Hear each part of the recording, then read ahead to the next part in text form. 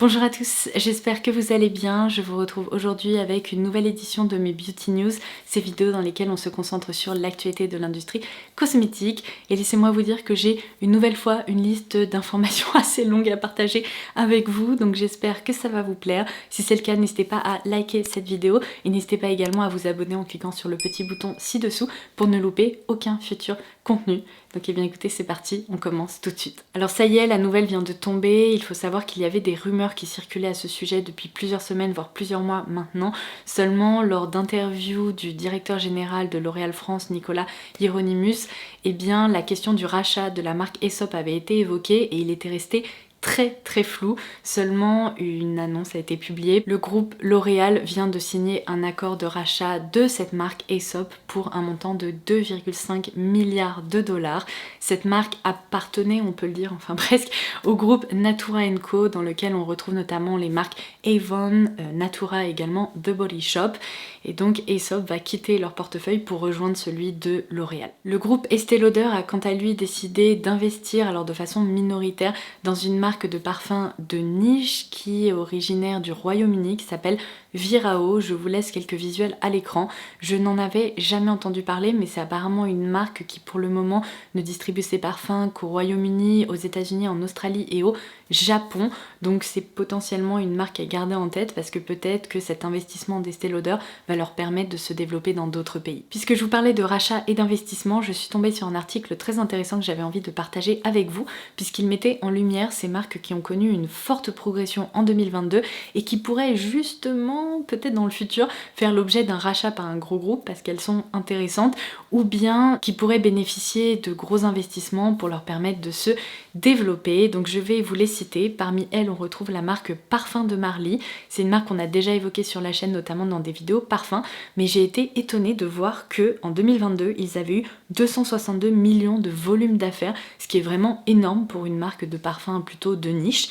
On retrouve également la marque Augustinus Bader qui propose vraiment des soins de luxe. Vu le prix, je pense qu'on peut les qualifier comme ça, mais également la marque Summer Fridays, et ça ne m'étonne pas du tout parce que les packaging et les produits sont hyper attirants, on les retrouve beaucoup sur les réseaux sociaux et apparemment c'est une marque qui plaît et qui fonctionne. En matière de skincare, la marque Glow Recipe était également citée, et enfin la marque de capillaire K18. Donc affaire à suivre, certaines d'entre elles sont déjà présentes en France, ça pourrait leur permettre de se développer un peu plus, et pour les autres, on pourrait peut-être les voir débarquer un jour par ici ou en Europe, donc on en reparlera si c'est le cas. Dans un précédent épisode des Beauty News, j'avais mentionné ce gros procès qui s'est tenu aux États-Unis pour le groupe Forma Brands qui s'était déclaré en faillite et dans lequel on retrouvait notamment la marque Morphe.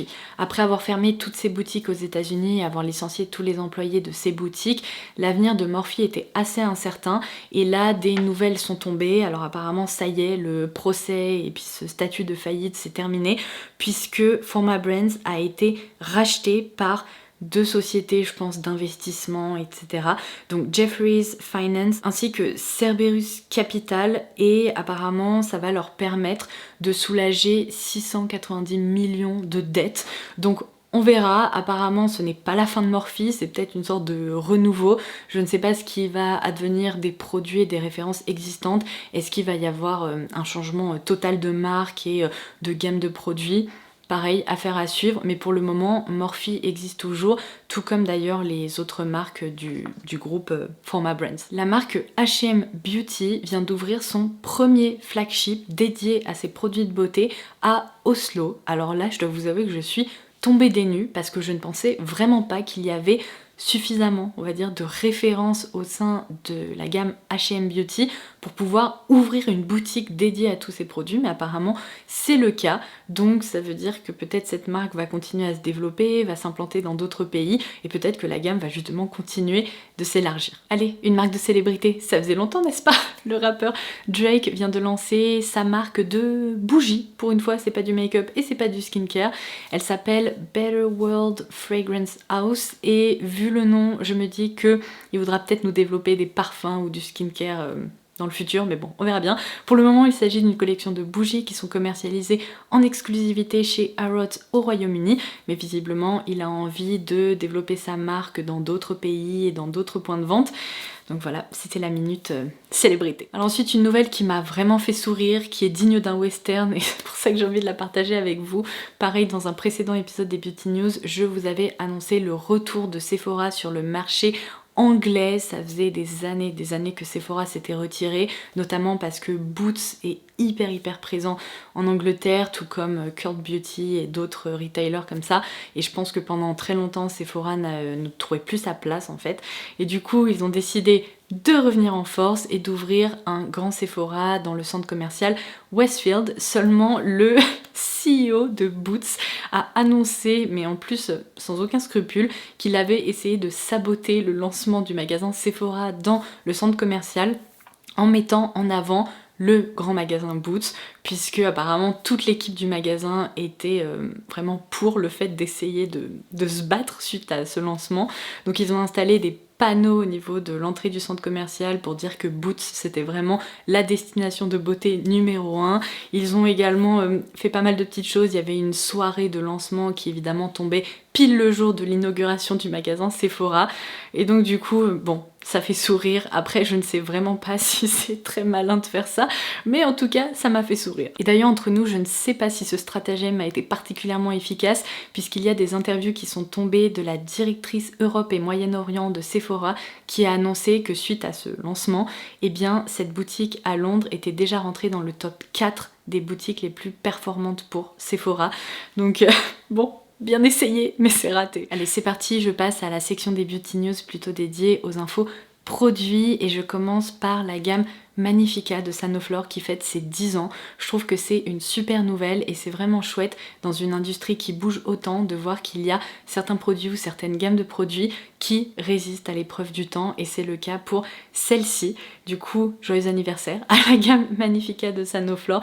Je voulais également vous préciser que j'ai réalisé des stories en fait pour Sanoflore sur Instagram, et si vous êtes passé à côté de l'info, cette vidéo n'est absolument pas sponsorisée. Je voulais juste partager le bon plan avec vous si par hasard vous ne me suivez pas et que vous êtes passé à côté.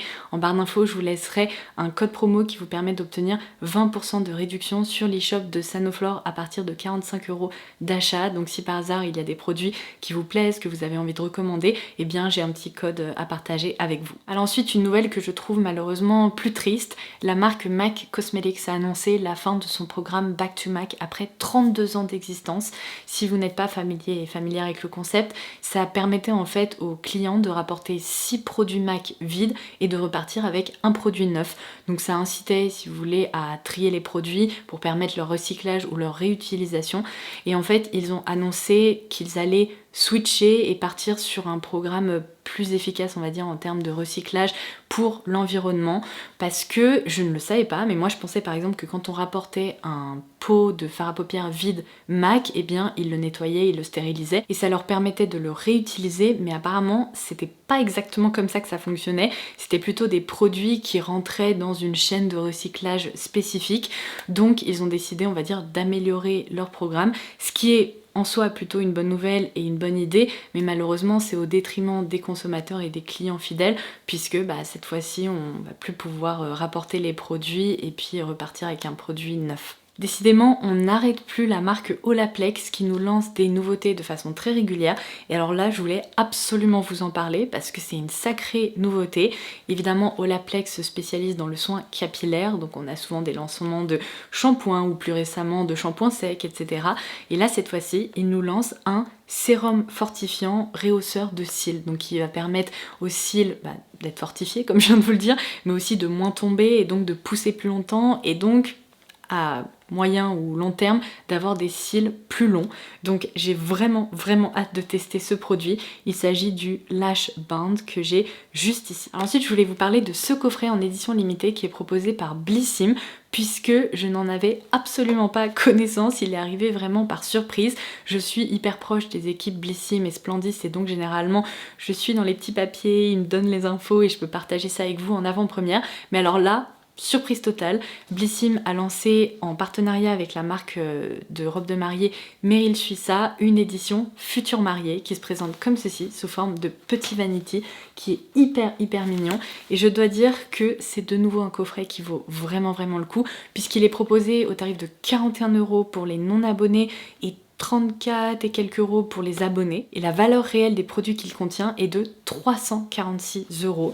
Donc à l'intérieur il y a tout un nécessaire avec des produits de soins, des produits de maquillage, il y a également un petit chouchou avec The Bride dessus, c'est hyper mignon, un petit masque de nuit. Je vous laisserai un visuel à l'écran avec tous les produits qu'il contient, mais j'avoue que c'est un coffret qui me parle puisque je vais me marier au mois d'octobre et je le trouve très réussi. Petite anecdote personnelle, mon chéri est un amateur de jeux vidéo et il faut bien dire que Mario c'est quand même un monument dans l'univers du jeu vidéo.